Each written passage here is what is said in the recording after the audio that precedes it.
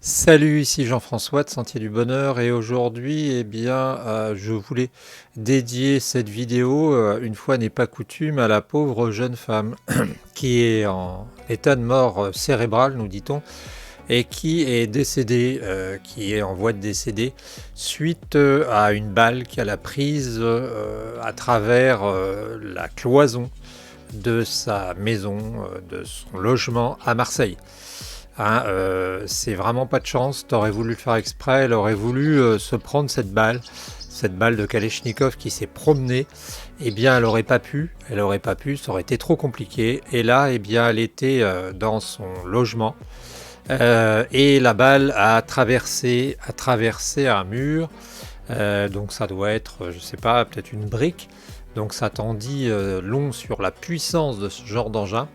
La balle a traversé un mur et elle est allée taper dans la tête de cette pauvre jeune femme. Alors je ne sais pas comment elle s'appelait, mais nos pensées vont à elle parce que vraiment c'est pas de chance et c'est encore une fois un symbole de ce qu'est notre époque, un truc bizarre, difficile à comprendre et assez difficile à appréhender. Hein.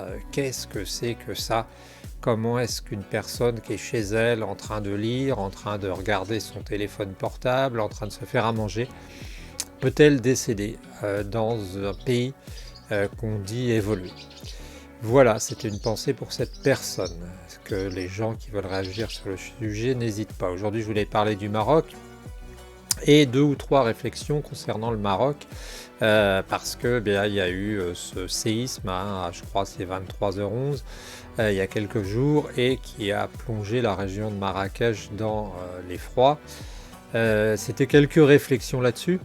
Encore une fois, cette notion de probabilité, hein, la notion de probabilité, c'est quelque chose qui est très très très compliqué à comprendre, très difficile à appréhender, puisqu'elle nous force à nous projeter dans 2 mondes à la fois. C'est un peu, si tu veux, comme si tu jouais au loto. Hein, c'est un peu comme si on te mettait euh, la main sur une surface, une planche à découper, et puis qu'on te dise, tu as une probabilité sur 10 000 qu'on te coupe un doigt, mais finalement, le reste du temps, on te donne 100 euros. Tu vois que c'est pas facile, hein, parce que tu es pratiquement sûr que tu n'as aucune chance d'avoir un problème, que tu peux gagner, mais quand tu as un problème, tu as un vrai problème. C'est ça qui se passe avec les probabilités, c'est ça qui se passe avec les probabilités concernant aussi les maladies, les infections, les cancers. C'est quelque chose d'assez compliqué, c'est quelque chose d'assez compliqué à cerner. Et j'étais en train de penser que la conséquence de ces probabilités, ça va être aussi le fait de reconstruire ou pas au Maroc, parce que les gens vont se poser des questions. Et la notion, en fait, dans notre tête, la notion de reconstruire quelque chose d'antisismique est assez floue, hein, parce qu'on ne comprend pas complètement, et c'est vrai que c'est pas évident. C'est pas évident, l'idée d'amonceler du béton, c'est pas la solution. L'idée de ferrailler, c'est une solution, mais c'est pas que la solution. Et on sait très bien que l'échelle des tremblements de terre n'est pas fermée, donc on peut toujours avoir un tremblement de terre plus fort qu'un autre. Et c'est, si tu veux, au Maroc, ils vont se poser la question. Ils vont se poser la question de savoir est-ce qu'il faut, par exemple, sans doute, dans les zones dangereuses, construire antisismique.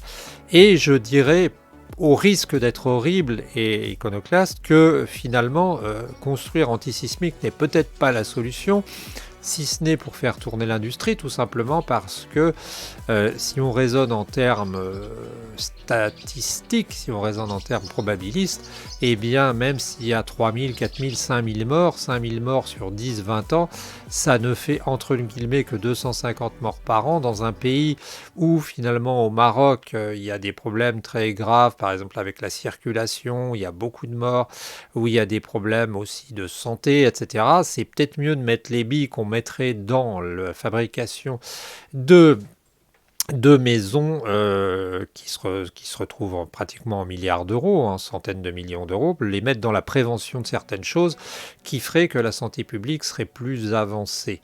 Alors ce que je te dis, ça paraît horrible parce que les gens qui ont des personnes, des gens qu'ils ont aimés et qu'ils aiment toujours et qui sont décédés, qui leur ont été privés, dont ils ont été privés au moment même où c'est arrivé, diraient t'es horrible. Je raisonne simplement encore une fois en statistiques, je raisonne encore une fois en termes de probabilité et je cherche à faire la dépense entre guillemets la plus rationnelle possible, même si ça n'est pas quelque chose de politiquement correct. Je pensais aussi à une autre de ces manifestations, de ces problèmes sur le Maroc. C'est que on va encore une fois assister à un gonflement des villes, comme on en a assisté en Afghanistan, non pas en Afghanistan, au Pakistan, quand il y a eu, je crois, un tiers du pays qui a été ravagé par les inondations. Eh bien, une fois n'est pas coutume, comme dans presque tous les cas, on a assisté à un gonflement des populations des villes.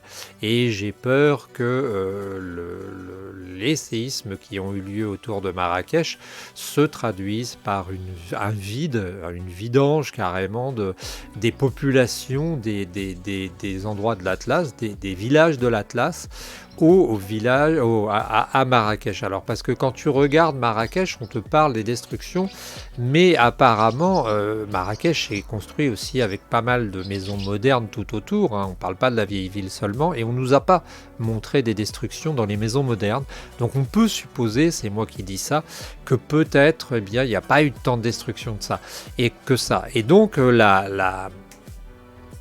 la ville, une fois de plus, va remplir son rôle habituel qui est comment dirait-on, de capter les individus, un peu comme des lampes, un peu comme des lumières captent les lucioles au soir venu. Et on va se retrouver avec, encore une fois, des villes qui vont grossir, où il faut le reconnaître,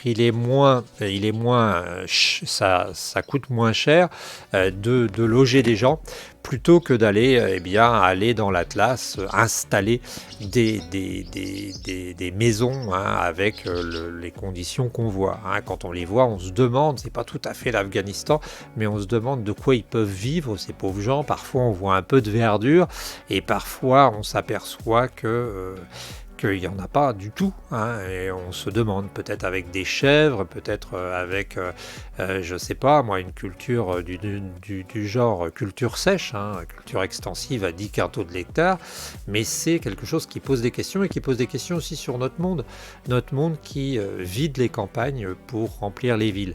Et dernière petite réflexion à ce sujet, au sujet du Maroc,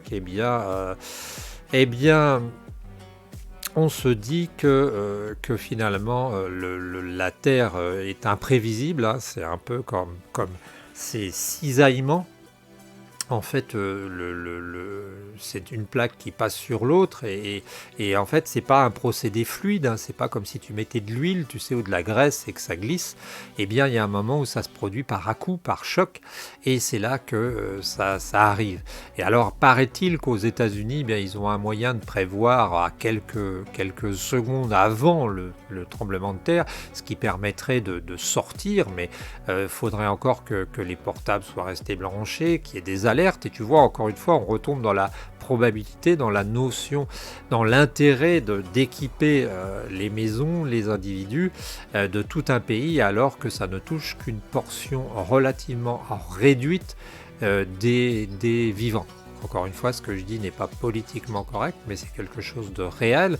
Ça nous introduit à la notion de bénéfice, de risque et de dépense utile d'une ressource, hein, qui est l'argent, qui peut être plus ou moins bien dispensé. Hein. Je le répète, si par exemple on dépense pour un village 2 millions d'euros, eh bien pour reconstruire, peut-être que c'est mieux de dépenser ces 2 millions d'euros autre part, dans autre chose.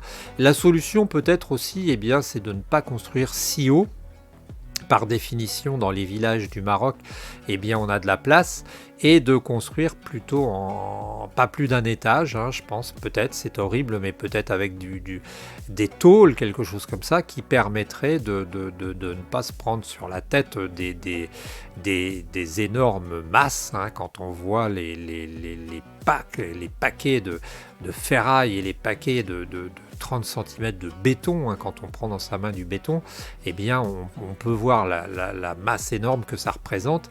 Il faut repenser ça, et ça nous rappelle aussi la loi de causalité qui est que dans une situation donnée, eh bien toute cause entraîne des conséquences.